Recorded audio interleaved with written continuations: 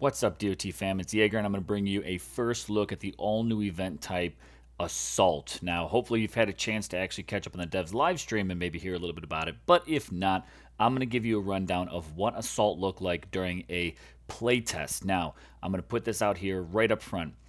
This was a test account, which means a lot of the information you might see here could change, definitely subject to change. I want to make sure that's loud and clear, but I'm going to talk about what did it look like during the time that I got a chance to play it, some of the different rewards, how the event itself worked, and even take a look at one of the battles I had a chance to play and just break this down for you all. So check it out. Again, if you want to see a battle, jump right to the end. If you want to know a little bit about what this looked like, stay tuned for some more. So let's talk. Let me know what you think in the comments down below after you get a chance to see what Assault is all about. Love to hear it so we can pass that feedback on.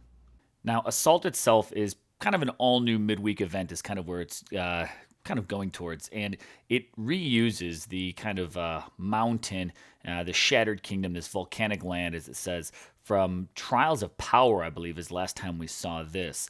Looking at this, you can attack this land in order to earn points and unlock some rewards.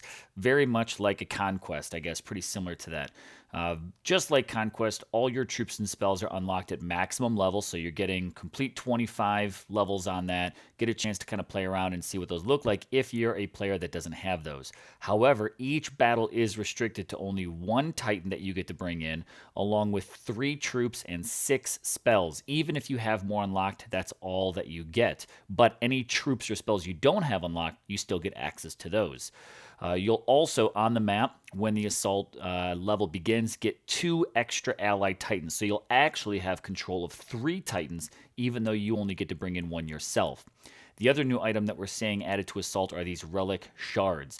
Not to be confused with the shards that we've seen before in the game. However, these look pretty similar. These Relic Shards are new milestone rewards that are going to be used for Relic Forging. So they teased us with this a while ago, and players have been asking, hey, where is that extra XP? We finally see it here in Assault. So we finally see these relics being added to the Assault gameplay. Now, with these, this Rarity 2, which is the lowest rarity we've seen so far, again, gives 800 Relic Forge XP, which is less than a level 1 3-star relic, but more than a level 5 2-star. So it's kind of in between there. A Rarity 3 gives 2,000 XP, which is equal to a level 10 3-star relic being forged away, and a Rarity 4 gives 5,700 XP, which is equal to a level 10 4-star. Shout out to Yuki in the DOT database for those stats, but so you're kind of getting the use of relic forges out of these just kind of empty relics that you can forge away. We also will see a variety of Titan XP potions if you're unfamiliar with these. Again, we've got the Rarity 2s, Rarity 3s, and Rarity 4s, which are all scattered throughout there, but I think the community is pretty familiar with these. Now, we do have an all-new Boost Relic, which is the Assault Core. This here allows you to earn more points per battle, so you can pull a 1-star, 2-star, 3-star, 4-star. Each one adds a variety of different percentage. The 1-star, all of them come for uses, which is kind of, I guess, nice across the board. The 1-star gives 150% boost. The 2-star gives a 250% boost. 3-star 450, and the 4-star 900% boost to what you can stack up. And you'll get a chance to see some of those points, but I'm not going to go too deep into the point value per attack because I feel like that's certainly going to change, but we can get an idea and look at that during the battle itself.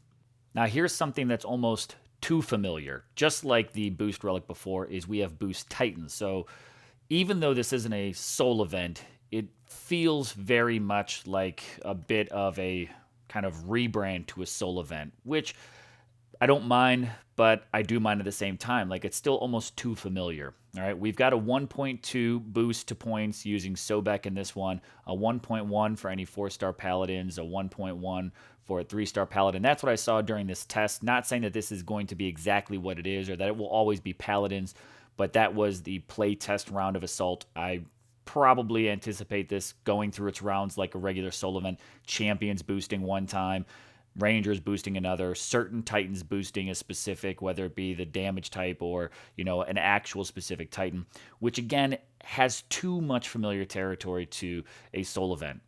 Again, that works because you're not having to figure out this all new type of structure, but at the same point in time, it's a tired structure by now. And how to participate is, it's very similar to a soul event. It's just that rather than collecting souls, you're collecting points, and you're collecting the points by doing damage. So this has that blur between a conquest event and a soul event. And it's just, I don't know. I'm interested to see how the community reacts to that. And guys, let me know what you think. Is this too close to a soul event that it won't feel new enough and it will get tired too quick? Again, let me know in the comments down below. So here we have the Assault land, right? This is our volcanic temple. Again, very reminiscent of the Trials of Power for anyone that was around to play that game. The idea itself is to protect the temple for as long as possible. This is a map that has one of those kind of glowing rings that any troop that enters that ring will cause you to lose, but you have the opportunity to last a number of minutes. I believe it's around 5 minutes, if that timer doesn't change, to see how many points you can accrue. Now, in the battle that I will show you at the end of this video, I took a more defensive approach, making sure that no troop entered that ring, because I would rather last the maximum amount of time than end up having my battle time cut short. So that's the challenge, to kind of really look, are you going to go more offensive or are you going to play a bit more defensive? For this video, again, I went defensive using a Summoning Titan Minotaur. Taking a look at the event, rewards and progress are all reminiscent of Conquest and Soul events. So you've got your Assault, you've got your event lifetime, your rank, your total, how far you have to go to your next reward. Of course, you can jump to the temple there. And again, they're highlighting the fact that XP and these new relic shards are going to be available throughout here. So we're going to look at, again, during the playtest, what type of reward structure was available. And let's jump right into that very first tier. Very much like a soul event, you've got your token right up. Now, at least this is not a bonus token or a relic token. This is an assault token that you can use to go and pull for a boost relic. You've got 50 portal stones going in and participating in these battles. Again, during the playtest, it cost 5 portal stones. So the one part that I do like is that it does not have its own unique stones, like Conquest had those, again, warp stones. These use standard portal stones, which is pretty nice. We also have the Soldier Soul, which is the 1-star XP relic, and then we have a 1-star relic shard. Now, again, they didn't highlight what this level 3 rarity 1 relic shard XP would be, so I'm assuming this is probably going to be somewhere near like using a 1-star relic, which honestly isn't great, just kind of getting up here. Looking at the milestone tiers up above, you can see that this goes all the way up to 265,000 points is going to be your maximum of what you need to complete all of the different tiers, and again, probably considering the stretch goals, looking at the way of how many tiers there are. As we continue through this, we've got 500 gems also out here. We've got an assault token, again, used to help you, jump in and grab those XP relics. With that, there is a duplicate here of the Soldier Soul and the Relic Shard. So in this first tier, you're getting 2 1-star XP relics for Titans and 2 1-star rarity 1, right? Level 3 Relic Shards. Again, the amount of XP on that I didn't have right here on hand, and didn't have an opportunity to look back at exactly what that's going to be worth. But not a bad start. Being able to maybe kind of grind through this is all right, but the one thing, by looking at the amount of points just from the battle that you'll see later, it really is going to be an event that's going to take some grinding if you want to make any progress at all. Now, if you're going to play it casually, you'll walk away with some portal stones, a couple of low-level XP items, and some gems maybe, but even going into mid-tiers, it's going to take some grinding. As we go into the next tier, continue it, we've got another 50 portal stones. We've got a 2-star Warrior Soul XP for the Titan, a Rarity 2 Level 5 Relic Shard. Now, why they added the levels to that, I'm not exactly sure. I didn't get a chance to really play around with these Relic Shards.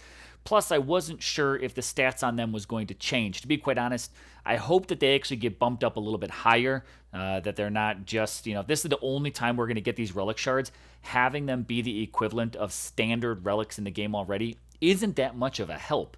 Like, I could probably go out and just do standard battles and get more relics that I'm willing to use as food than grinding through and getting just a handful of these throughout the event. So I really hope these relic shards are boosted. The way that they are now is not all that valuable to the level of gameplay.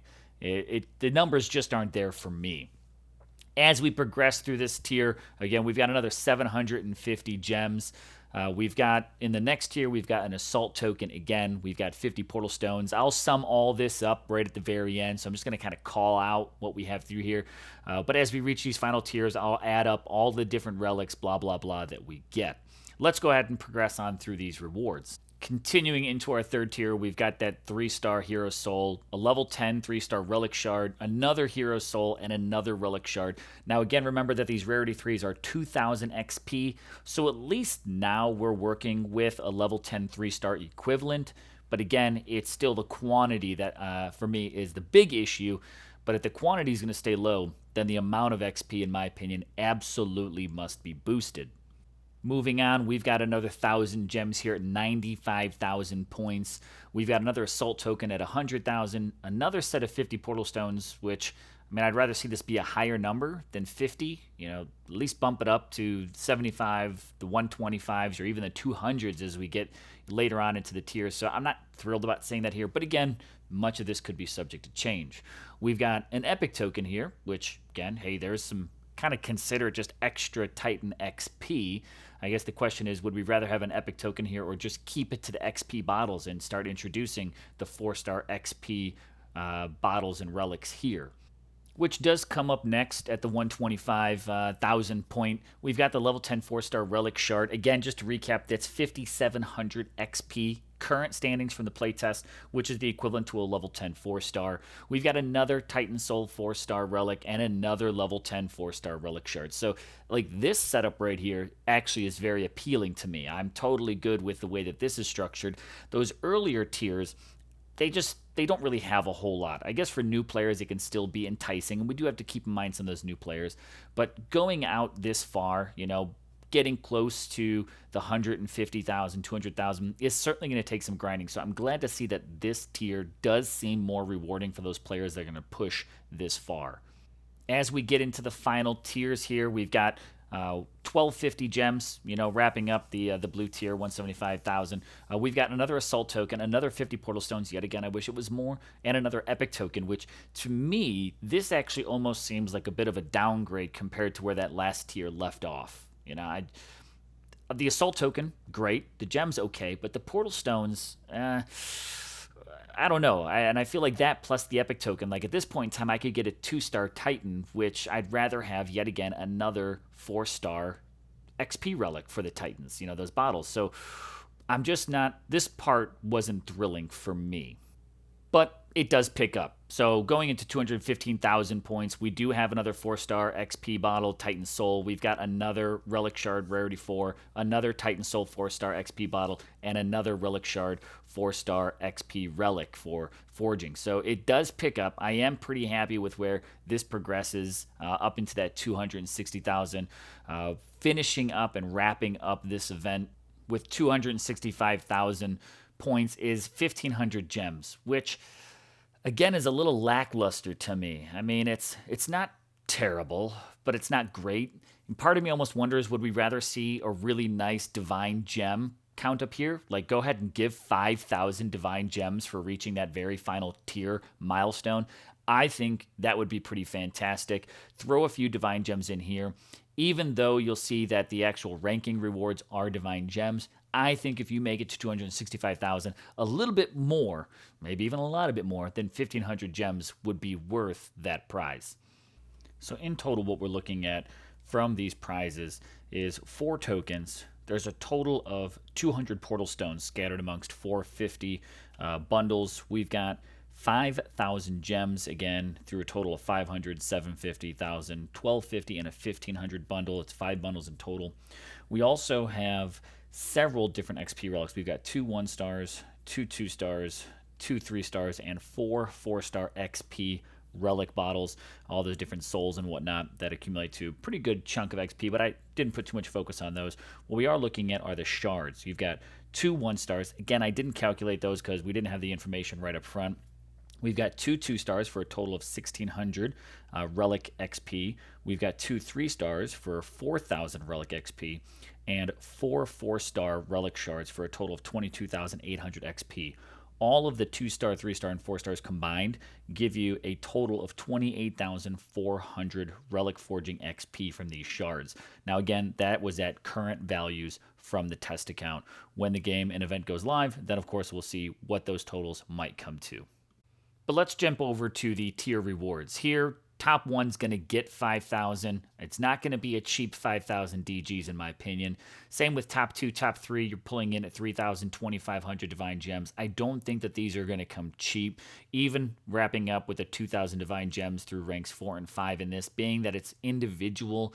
I think it's definitely going to cost some gems to be able to maintain and reach that far, just because there are going to be players that are absolutely going to grind this out. I don't think it's going to be and everybody competing for it. I think it's going to definitely be an elitist type of rank competition, but we'll see how that goes and how people play this out as far as racking up points and pulling the boosts, etc., etc.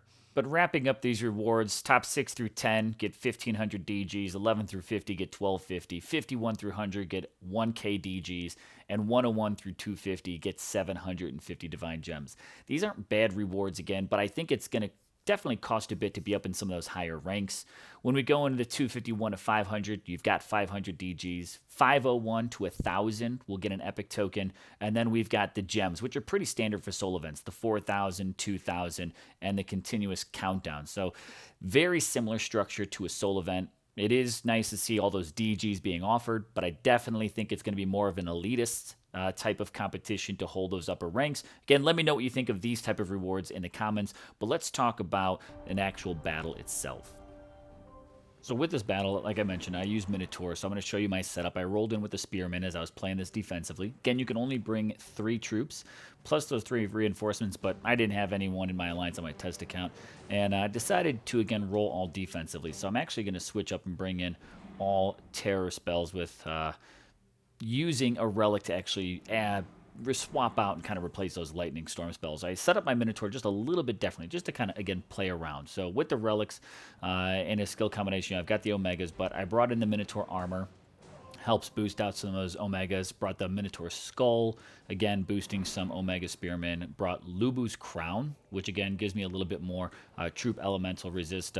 Probably gonna end up actually swapping this one out and go with something a bit different when looking at this setup. Again, trying to really focus on the Spearmen. I was thinking about rolling with some of the Storm Maidens at first, but I said, you know what, let's just play full defensively, and we're gonna go ahead and go with the Calabash, which again offers some more resists. I did include the Staff of Storms, so that way I can bring in some Lightning Storms, the Beaded Necklace, again, all troop damage, and the Banner of Iron, since, again, everything here is a bit more physical damage. So that's my Minotaur setup. But now let's actually take a look at one of the maps included here in Assault. Now, again, you're working trying to protect that ring right here in the center, the temple. You're set up originally in the center, but you do also have 2 additional Titans. So I've got Artemis in here. Pretty nice to have that extra Titan, and we also do have Calvrax was the additional Ranger Titan that I was given. So I kind of like that I rolled in with Minotaur, plus I've got these 2 Range Titans. I'm going to go ahead and just let this battle play out, let you guys see how this battlefield works, how the troops kind of flood in and come out. There's one big thing I'm definitely say when working with this you've got to be careful is watch out for the Panthers. They absolutely can kind of duck and weave between your troops, so you'll see me kind of work with blocking them and trying to protect that ring for as long as possible. Again, we've got a 4-minute battle here that's counting down, and just slowly going to start stacking up the points from destroying these enemy troops. I left it up to a bit more of the Titans to start out with that damage. Again, like I said, defensively. So the point racking is going to be slow, but I'm going to try to maximize time. So again, enjoy the battle. Let me know what you think in the comments down below, and I'll come back to you in just a minute.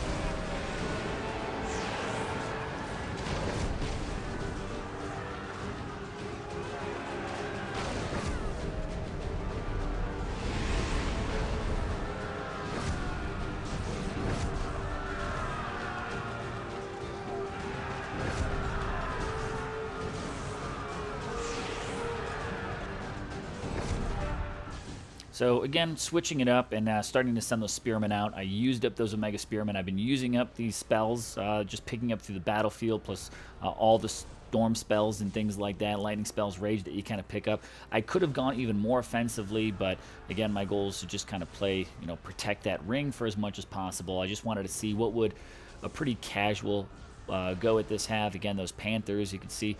And what I ended up, the challenge is really trying to split between these two sides, making sure that everybody is kind of protecting their sides, that Storm Maidens, Panthers, things like that aren't getting past the defenses, and trying to last as long as I could. Definitely could have used some more spells and taken on some more troops, but this is just a little teaser at what this battle in Assault will look like. Again, let me know what you guys think. Have you already been playing the event, and how's it going? Again, hit up those comments down below. But once again, thanks for watching this. I'm GamingJAEGER, and I'm signing out.